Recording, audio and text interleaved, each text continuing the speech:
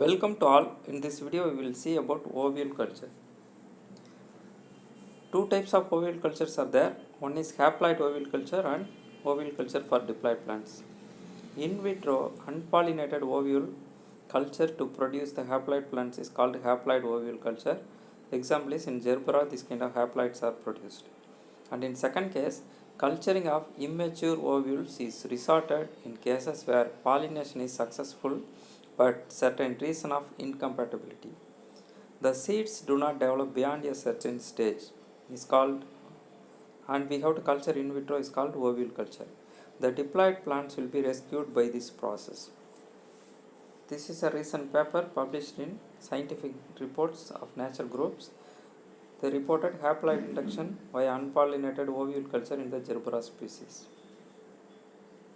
Now we will see about ovule culture. The ovules collected before embryo aborts. It may be soon after the fertilization to almost developed fruits. The example is in Malvaceae, Fabaceae and Cruciferaceae family plants. In some cases, ovule may be lost due to premature abscission, and ovule culture is useful when embryo aborts very early, and embryo culture is not possible due to difficulty of its excision at the very early stage. In general, the culture medium is supplemented with filter sterilized organic juice to accelerate initial growth. Ovule culture in orchids. The scientists Nimoto and Sagawa in 1961 were the first to attempt to culture ovules in vitro for the orchid plants, and they collected 55 days after pollinated ovules for this purpose.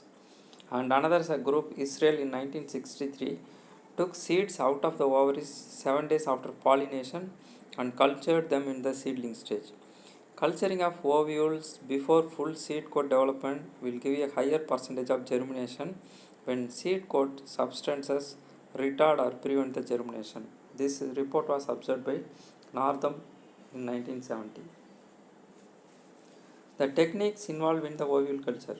The pods, especially in orchids, the pods were sterilized and ovules are removed out and put in the water. Thousands of ovules present inside the orchid pods, and soaking ovules in water for 5 hours quickened the germination in case of Cymbidium species, and uh, this was reported by the scientist Cano. In different difficult to germination plants like Cypripedium, the seeds ovules are soaked 15 to 45 days in the nutrient solution in an unaerated flux condition by tightly capping the mouth and kept at 25 degrees Celsius culture room for 16 hours. Light will hasten the germination process. The process of ovule culture can be divided into two parts. One is the preparation of medium where the ovule will be pre-cultured, and second one is the actual culture of the ovule. So we have to do in 3 stages for better success rate in case of orchids. For orchid in vitro culture, nuts and medium is being utilized widely for the orchid propagation. And signs of successful germination of orchid pods.